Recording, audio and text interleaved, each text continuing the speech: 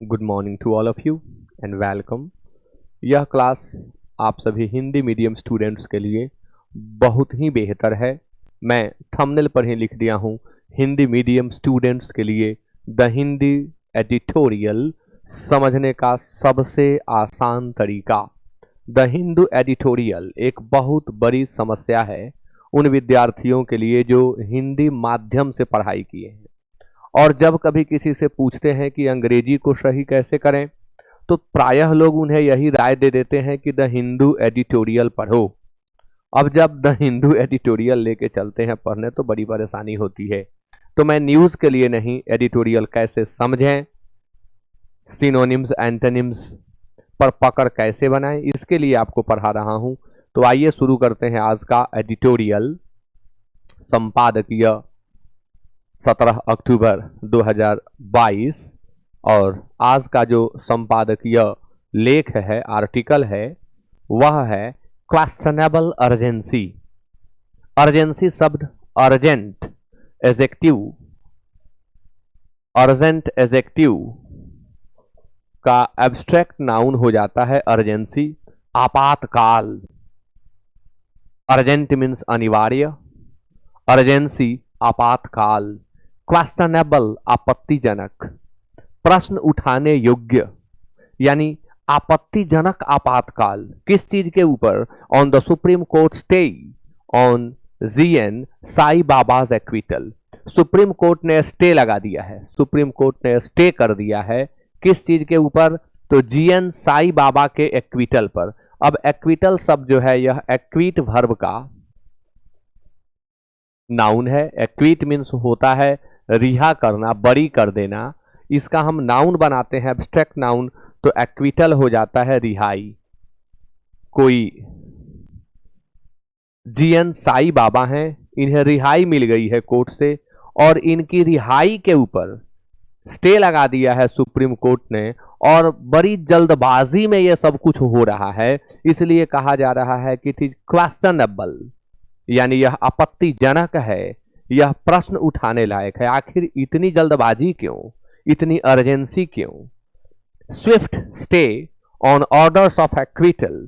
जो Swift stay हुआ, Swift मतलब होता है तेज, क्विक, फास्ट। यह जो फास्ट स्टे लग गया ऑन ऑर्डर्स ऑफ एक्विटल, रिहाई के आदेश पर, रिहाई के आदेश पर। ऑर्डर मीन्स क्रम होता है, और ऑर्डर्स मीन्स आदेश होता है। ऑर्डर आदेश देना, उस समय वो वर्ब हो जाता है नाउन के रूप में। ऑर्डर मीन्स क्रम और ऑर्डर्स मीन्स आदेश। और discharge show courts in a bad light. आइए, यही टॉपिक है, यही आर्टिकल है जिसे हम आगे पढ़ते हैं। ये एक मेरा न्यू बैच है जो एपेक्स इंस्टीट्यूट छपरा ऐप पे चल रहा है। जो लोग कॉम्पिटिटिव ग्रामर पढ़ना चाहते हैं इस कोर्स को जरूर खरीदें, बहुत अच्छा कोर्स होगा आपके लिए। शुरू करते हैं। The manner in which the supreme court has suspended the operation of a Bombay high court judgement discharging GN Sai Baba and others in an alleged Maoist conspiracy case is quite unusual and raises critical questions. कितना बढ़िया line है। The manner in which the Supreme Court has suspended, पहले इतना समझें। तरीका, तरीका जिसके माध्यम से, वह तरीका जिसमें सुप्रीम कोर्ट ने निरस्त कर दिया है, सस्पेंड कर दिया है, किस चीज को? The operation of a Bombay high court judgement. Bombay high court के जजमेंट को सस्पेंड कर दिया है, यहां कहें खारिज कर दिया है सुप्रीम कोर्ट ने। वह जजमेंट क्या था, किस जजमेंट को खारिज कर रहा है? Discharging GN Sai Baba and others in an alleged Maoist conspiracy. ये जो जीएन साई बाबा हैं और इनके साथ जो अन्य लोग हैं, इन पर आरोप है, ये आरोपित हैं कि एक माओवादी कॉन्स्पिरेसी में ये लोग संलिप्त थे। ऐसा केवल अलेज हुआ है। अलेज शब्द वर्ब है। अलेज मीन्स होता है कथित तौर पर आरोप लगाना, कथित तौर पर आरोप लगाना। जब तक आरोप सिद्ध नहीं हो जाता है तब तक वो व्यक्ति अलेज्ड पर्सन कहलाता है। आरोप लगाना, अलेज का हम जब नाउन बनाते हैं यह एलिगेशन हो जाता है, और एलिगेशन का अर्थ होता है आरोप।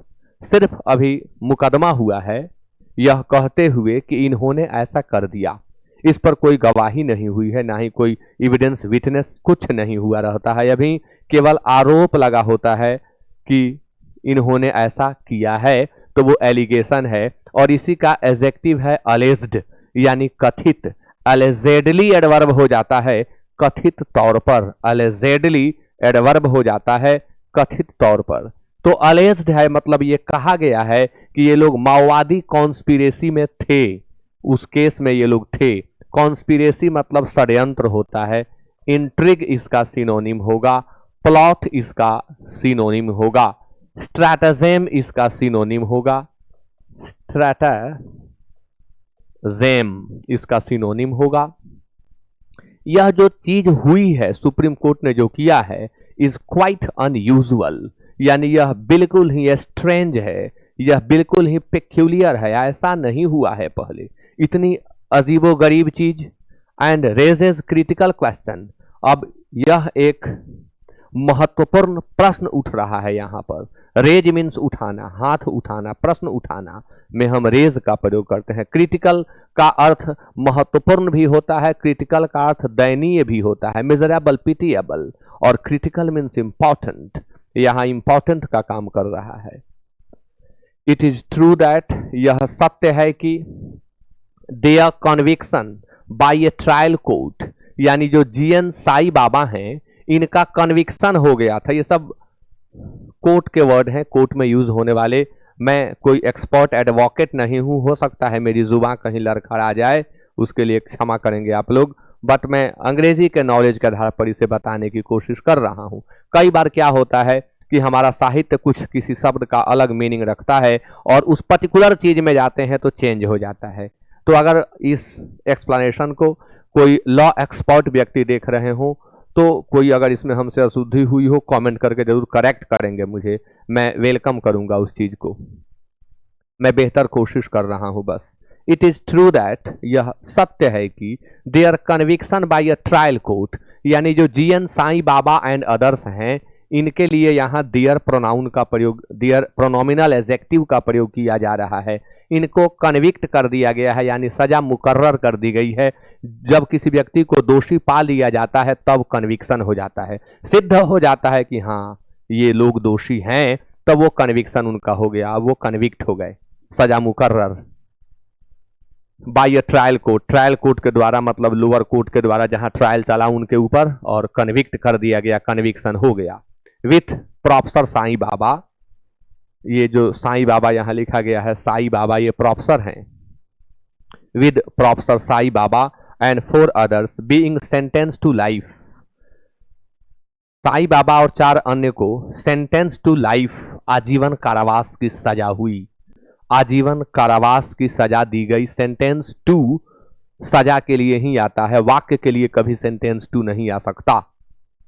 नाउन का सेंटेंस, प्रोनाउन का सेंटेंस, वहां सेंटेंस ऑफ होता है, लेकिन जब सेंटेंस के बाद टू आता है तो वो सजा को व्यक्त करता है। सेंटेंस मीन्स सजा देना, तो इसका सिनोनिम सेंटेंस का कॉन्डेम होता है। कॉन्डेम टू भी लिख सकते हैं, condemn to life, condemn to 10 years imprisonment. तो लाइफ की सजा इनको सुना दी गई, मतलब आजीवन कारावास, एंड अनदर टू 10 years, 10 वर्ष की सजा अन्य जो लोग थे उनको हुई। किस एक्ट के तहत, कौन सा प्रोविजन वहां था, किस प्रावधान के तहत, किस एक्ट के तहत, तो के तहत के लिए हम अंडर का प्रयोग करते हैं। Under provisions of the unlawful activities, यानी जो काम इन लोगों ने किया है, जो आरोप इनके ऊपर लगाया गया कि ये माओवादी के साथ कॉन्स्पिरेसी में थे, यह अनलॉफुल एक्टिविटीज है, यानी जो काम इन्होंने किया वो अनैतिक है, कानूनी रूप से गलत है, और इसी के लिए इनको सजा सुनाई गई थी। प्रिवेंशन एक्ट यूएपीए के तहत, यूएपीए इसका शॉर्ट नाम है, इसी के तहत इनको सजा सुना दी गई। Was set aside bye the high court, इसे हाई कोर्ट के द्वारा रद्द कर दिया गया। हाई कोर्ट ने कहा ना ये गलत चीज है, हाई कोर्ट ने इसे रद्द कर दिया। ट्रायल कोर्ट ने सजा सुनाया, ट्रायल कोर्ट ने सजा सुनाया एंड सेट असाइड कर दिया गया हाई कोर्ट के द्वारा।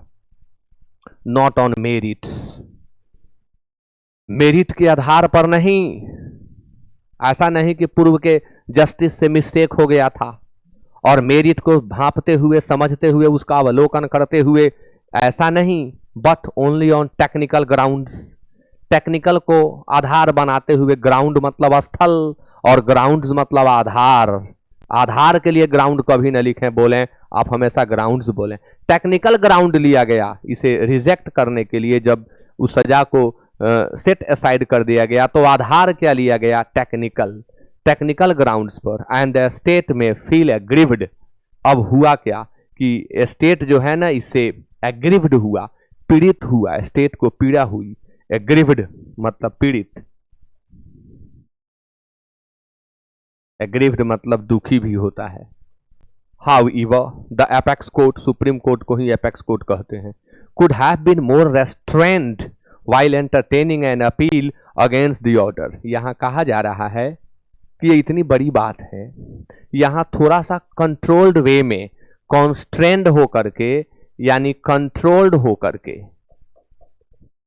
सुप्रीम कोर्ट को काम करना चाहिए था। सुप्रीम कोर्ट को ऐसा मतलब वो कर सकता था, सुप्रीम कोर्ट माननीय सर्वोच्च न्यायालय ऐसा कर सकता था। सुप्रीम कोर्ट एपेक्स कोर्ट एक ही बात है। जब वो इस अपील को इंटरटेन कर रहा था तो उसे थोड़ा सा इस ऑर्डर पर कंट्रोल्ड वे में काम करना चाहिए था। इतने हैस्ट में क्यों, क्या जरूरत है इतना फास्ट, इतना क्विक निर्णय सुनाने की। आगे, the court showed extraordinary zeal in fulfilling the Maharashtra government's wish to have an immediate hearing। Maharashtra government का दबाव कोर्ट के ऊपर हुआ कि शीघ्र सुनवाई की जाए और कोर्ट ने भी बहुत उत्साह के साथ, zeal मीन्स उत्साह होता है जिसका सिनोनिम इंथ्यूजियाज्म, इंथ्यूजियाज्म होता है। कोर्ट भी बड़े उत्साह के साथ उस चीज को फुलफिल कर देता है। गवर्नमेंट की विश है कि इमीडिएट हियरिंग हो, यानी एकदम तत्काल सुनवाई हो इसके ऊपर, और कोर्ट उसे फुलफिल कर देता है यानी करता है। A special bench of justices M R. Shah and Bela Trivedi, एक स्पेशल खंडपीठ बनाई जाती है जिसमें जस्टिस एम.आर. शाह हैं और बेला त्रिवेदी हैं। वाज फॉर्म्ड, गठित की गई, वाज फॉर्म्ड वाज कॉन्स्टिट्यूटेड, गठित की गई, to hear the appeal on a Saturday. ऐसा हुआ कि सैटरडे को अपील सुनने के लिए 2 न्यायाधीशों की एक खंडपीठ तैयार हुई। कंसीडर द सर्कमस्टांसेस, परिस्थितियों को समझिए, सर्कमस्टांसेस परिस्थितियां, परिस्थितियों को समझिए। The accused have spent years in prison, जो एक्यूज्ड थे, the accused, the plus adjective plural common noun बन जाता है, इसलिए यहां वर्ब प्लुरल लगा हुआ है। जैसे द पुअर, द रिच अमीर लोग, गरीब लोग, वैसे ही द एक्यूज्ड अभियुक्त लोग। The accused have spent years in prison, इतना जल्दी जल्दी नहीं, ट्रायल कोर्ट में, हाई कोर्ट में ये लोग ईयर्स बिता चुके थे जेल में। तो इतना जेल में वो बिता ही चुके थे, वर्षों जेल में बिता चुके हैं, प्रिजन मीन्स जेल। Professor Sai Baba is disabled, ये जो प्रोफेसर साई बाबा हैं ये डिसेबल्ड हैं। हो सकता है एज के कारण डिसेबल्ड हो गए हो सकता है शारीरिक तौर पर विकलांग हो। डिसेबल्ड मीन्स अपंग कह सकते हैं, हैंडीकैप्ड कह सकते हैं, डिसेबल्ड दिव्यांग जिसे आजकल कहा जा रहा है। And soon after their discharge, और ज्यों ही इन लोगों को डिस्चार्ज किया गया, they were required to file a bond. अब जरूरत पड़ी, एक भाई लॉ पॉइंट से ऐसा होता होगा कि ऐसी जरूरत हुई कि वे एक बॉन्ड फाइल करें अंडर ए प्रोसीजर। जी हाँ, ऐसा प्रोसीजर है, अब प्रोसीड्योर ना पढ़ें, इट इज प्रोसीजर, ऐसी प्रक्रिया है कि जिन्हें डिस्चार्ज किया जाता है उन्हें एक फाइल फिल करना है, बॉन्ड फाइल को फिल करना है। That requires even those acquitted to be available, और वहां जरूरत होती है कि जिन्हें एक्विट कर दिया गया है, जिन्हें रिहा कर दिया गया है, वे भी उपलब्ध रहें। To be available for further proceedings, मतलब आपको छोड़ा जा रहा है, डिस्चार्ज किया जा रहा है, लेकिन बॉन्ड पर आप साइन करें, बॉन्ड भरें कि जब आगे प्रोसीडिंग्स होगी तो आप अपीयर होंगे, आप उपस्थित होंगे। ये ऐसी प्रक्रिया है जो कराई जाती है फॉर फर्दर प्रोसीडिंग्स, अगली कार्रवाई के लिए। In case there is an appeal, अगर कोई अपील आगे होता है तो आपको कार्रवाई के लिए उपस्थित रहना है। इस तरह की बॉन्ड जो है साइन कराई जाती है, फील कराई जाती है। इट इज डाउटफुल, यह संदेहास्पद है। डाउट का एडजेक्टिव बनाएंगे ना, डाउटफुल हो जाएगा। इट इज डाउटफुल, यह संदेहास्पद है। Whether the court should have responded with such swiftness, क्या बात है, यानी यहाँ जो लेखक हैं जो इसको लिख रहे हैं, ये खुद कह रहे हैं कि it is doubtful whether the court should have responded with such swiftness, मतलब इतनी तेजी के साथ क्या कोर्ट को रिस्पॉन्ड करना चाहिए था? कोर्ट में तो वर्षों मामले लटके रहते हैं, क्या खास हुआ कि कोर्ट इतने स्विफ्टनेस के साथ, इतने हैस्ट में आकर के इतनी जल्दी जल्दी फैसला सुना रही है, काम इतने तेजी से हो रहे हैं, जजमेंट आ रहे हैं। That has given detailed reasons for discharging the accused, और वह जिसमें किसी को डिस्चार्ज किया जा रहा है और उसका डिटेल्ड रीजन भी दिया हुआ है कि किन किन ग्राउंड्स पर, किन किन कारणों से इसे डिस्चार्ज किया जा रहा है। ये कोर्ट इतनी जल्दबाजी क्यों कर रही है? एक ग्रामर का बहुत इंपॉर्टेंट पॉइंट है यहाँ, डाउटफुल और डाउट वाला पार्ट, यदि डाउट या डाउटफुल वाला पार्ट वाला क्लॉज अफर्मेटिव हो तो आगे हम इफ या वेदर का प्रयोग करते हैं, और यदि नेगेटिव हो, आई डोंट डाउट या do you doubt, are you doubtful, तो यहां वेदर एरर हो जाएगा, दैट का प्रयोग करना पड़ेगा। चलिए आगे बढ़ते हैं। After all appeals against acquittals are not uncommon, ये अपील कोई पहली बार नहीं हुआ था, ऐसा नहीं है कि ये बहुत ही अनकॉमन चीज है, ये कॉमन चीज है। यह आखिरकार, आफ्टर ऑल, खैर, आखिरकार, ये जो भी अपील्स आते हैं वो एक्विटल्स के विरुद्ध प्रायः देखने को मिल जाते हैं।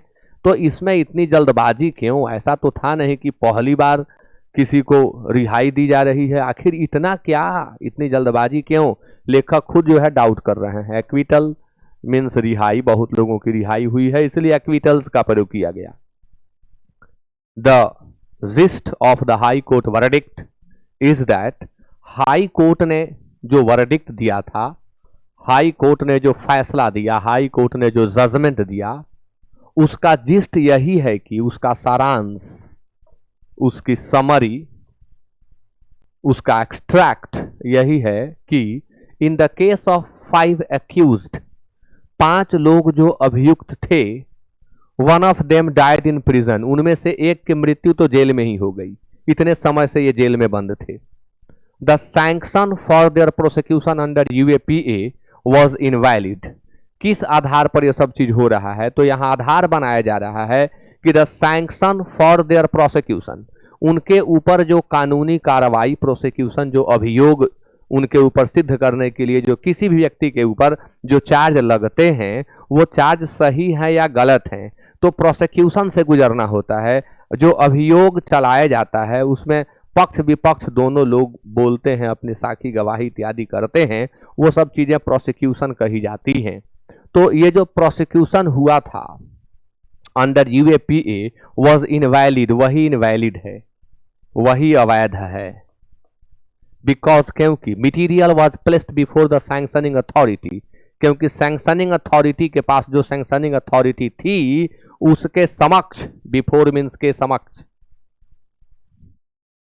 मटीरियल उपस्थित किया गया, and sanction obtained on the same day, उसी दिन सैंक्शन, जिस दिन मटीरियल उपस्थित किया जा रहा है, सेम डे सैंक्शन मिल जा रहा है। And that there was no summary of the analysis of the evidence, और कोई भी समरी उपलब्ध नहीं थी एनालिसिस का, एविडेंस में क्या क्या पाए गए, क्या विश्लेषण था उसका, क्या क्या उसमें चीजें थी, इसकी कोई समरी नहीं पाई गई। Made by an independent reviewer, independent reviewer यानी जो उसका पुनरावलोकन करने वाला व्यक्ति था, पुनर्निरीक्षण करने वाला व्यक्ति था, वो इंडिपेंडेंट रिव्यूअर था। To assist the grant of sanction in the case of professor Sai Baba, अगर हम साई बाबा के केस की बात करें, cognizance was taken and even the witness was examined, इनके केस में साई बाबा स्पेशली पर्टिकुलरली इनके केस में कॉग्निजेंस लिया गया। कॉग्निजेंस मीन्स होता है संज्ञान, संज्ञान मतलब एक तरह की जानकारी। कोर्ट के मामले में जब कोर्ट के सामने माननीय न्यायाधीश के सामने मामला प्रस्तुत होता है, वो चीजों को जान लेते हैं, तो होता है कि कॉग्निजेंस कोर्ट ने ले लिया, कोर्ट की नजर में ये मामला आ गया। तो made by an independent reviewer to assist the grant of sanction in the case of professor Sai Baba, cognizance was taken and even the witness was examined. Cognizance Sai Baba के मामले में के केस में संज्ञान लिया गया, संज्ञान लिया गया, और इसमें एक गवाह को एग्जामिन भी किया गया, उसे जीरह भी किया गया। एग्जामिन का अर्थ यहाँ जीरह करना होता है कोर्ट में। उससे पूछताछ भी की गई बिफोर द सैंक्शन, सैंक्शन से पहले उससे पूछताछ की गई, सैंक्शन ऑर्डर देने से पहले। Rendering the entire proceedings void, और यह चीज जो है पूरे प्रोसीडिंग को वॉइड बताता है, एम्प्टी बताता है, खाली बताता है, एम्प्टी बताता है, खाली बताता है। द गवर्नमेंट में हैव एन आर्गुएबल केस, हो सकता है, संभावना व्यक्त की जा रही है, हो सकता है कि सरकार के पास कोई आर्गू देने लायक मुद्दा हो, आर्गू देने लायक, आर्गुएबल, आर्ग्यू का एडजेक्टिव है, आर्ग्यू देने लायक कोई मुद्दा हो, केस हो। Going by section 465 of the CrPC, यदि हम सीआरपीसी के, सीआरपीसी कोर्ट का चीज है, सीआरपीसी के 465 सेक्शन को देखते हैं, दैट एनी एरर, उसमें क्या वर्णन है कि यदि कोई भी एरर है, omission of irregularity in the matter of sanction, किसी सैंक्शन के मामले में अनियमितता पाई जाती है या कोई चीज छोड़ दिया गया रहता है या कोई त्रुटि पाई जाती है, एरर। ओमिशन क्या है? ओमिट वर्ब का नाउन है, ओमिट मीन्स त्याग देना, छोड़ देना, किसी चीज पर ध्यान नहीं गया, छूट गया, वो ओमिशन है, परित्याग हो गया उसका। एरर कोई त्रुटि हो गई, इरेगुलरिटी कुछ गड़बड़ी पाई गई, अनियमितता पाई गई। वुड नॉट विसिएट द ट्रायल, यह ट्रायल को बर्बाद नहीं करता है, ट्रायल को गंदा नहीं करता है। विसिएट का दो अर्थ होता है, स्पॉइल कर देना और टू मेक डर्टी। वो ट्रायल को डिस्टर्ब नहीं करता है, उसे स्पॉइल नहीं करता है, उसे गंदा नहीं बनाता है। Unless there has been a failure of justice, यदि जस्टिस में फेलियर नहीं हो तब तक ऐसा कुछ नहीं होता है एज अ रिजल्ट, परिणाम स्वरूप। And that it is a curable defect, ये जो डिफेक्ट, ये जो खामी पाई गई, अगर ऐसा कुछ हुआ है, कहीं ओमिशन हो गया, कहीं कोई त्रुटि हो गई, किसी जज से, किसी न्यायाधीश महोदय से कुछ छूट गया, उन्होंने, उनकी नजरें वहां नहीं पड़ी, ऐसा कुछ हुआ, तो इसका मतलब ये नहीं है कि उस व्यक्ति को न्याय नहीं मिलेगा। यह जो डिफेक्ट हुआ, यह जो खामी, यह जो त्रुटि हुई, वह क्यूरेबल है, यानी इसका इलाज संभव है, यह लाइलाज नहीं है।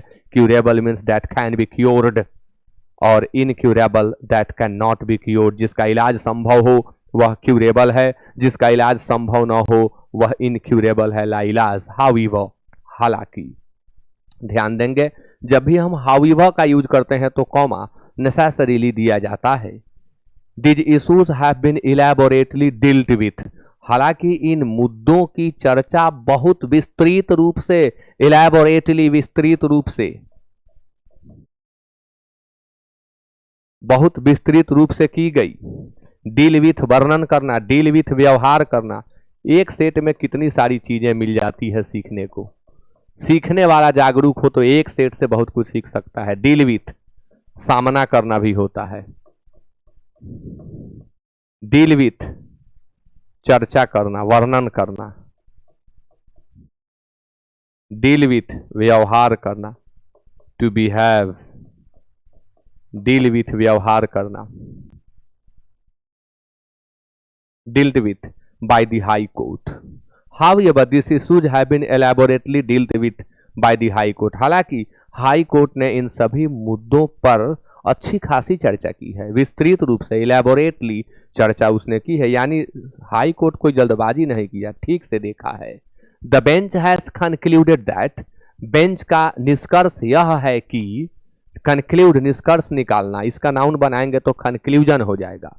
बेंच क्या कंक्लूड किया है, that when dealing with special laws such as the UAPA, अगर हम बात स्पेशल लॉज जैसे सच एज, सच के साथ एज लगता है, UAPA, every safe guard provided by the legislature, legislature के द्वारा, विधान के द्वारा जो भी सेफ गार्ड प्रोवाइड किए जाते हैं, हाउ एवर स्मॉल, भले ही वे छोटे हों, मस्ट बी जीलसली प्रोटेक्टेड, तो उस सेफ गार्ड जो भी चीज उसमें है, ऐसा नहीं है नजरअंदाज करके आगे भाग जाओ, जीलसली उसको प्रोटेक्ट किया जाता है, उत्साह के साथ, पैशनेटली, जीलसली उसको प्रोटेक्ट किया जाता है, बचाया जाता है। जील मैंने बताया था इंथुजियाज्म, जीलसली मतलब हो जाएगा इंथ्यूजियास्टिकली, इंथ्यूजियास्टिकली।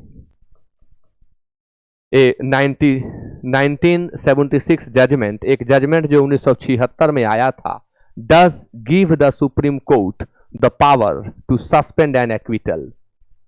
1976 में ऐसा ही एक जजमेंट आया है जो पावर देता है सुप्रीम कोर्ट को कि ऐसी रिहाई को वो सस्पेंड कर सकता है। अगर ऐसी कोई रिहाई का ऑर्डर आया हुआ है तो उसे वह सस्पेंड कर सकता है, but as a matter of principle, लेकिन बात अगर सिद्धांत की करें, अगर हम बात सिद्धांत की करें, as a matter of principle, the benefit of acquittal और डिस्चार्ज, जो रिहाई का लाभ है या डिस्चार्ज का जो लाभ है, मस्ट नॉट बी क्या लिखा है, interdicted by an appellate court without a full hearing, यानी इतनी जल्दबाजी जो ये कर दी है, बस एक ही मिस्टेक है, चाहिए था कि फुल हियरिंग कर लेते, और फुल हियरिंग करने के बाद ही वो उसको इंटरडिक्ट करते, इंटरडिक्टेड है, इतनी जल्दबाजी जो कर दी है वही अपीलेट कोर्ट को नहीं। कोई अपील जब करता है तो उस कोर्ट को हम अपीलेट कोर्ट कहते हैं, जहां अपील की गई है, जहां अपील की गई है वो अपीलेट कोर्ट है। तो उसको इतनी जल्दबाजी में लेने की क्या जरूरत, थोड़ा विचार कर लेते, क्योंकि अपील किया गया है ना इसके ऊपर। तो यह जो, अच्छा कंप्लीट हुआ, यह जो पैसेज मैं आपको समझा रहा था यह फुल्ली लॉ पॉइंट पर था। मैं फिर से कहना चाहूंगा कि ये जो पॉइंट्स थे ये लॉ के थे। Being a teacher of English, हो सकता है कहीं मैं लड़खड़ाया हूं तो आप उसे नजरअंदाज करेंगे। पैसेज में अंग्रेजी पर ध्यान देंगे, पैसेज में जो मैंने ग्रामर बताया, जो मैंने वर्ड बताया उस पर ध्यान देंगे। लॉ पॉइंट का मैं विशेषज्ञ नहीं हूं, अंग्रेजी में थोड़ी बहुत कोशिश करता हूं। With that it is over, thank you so much.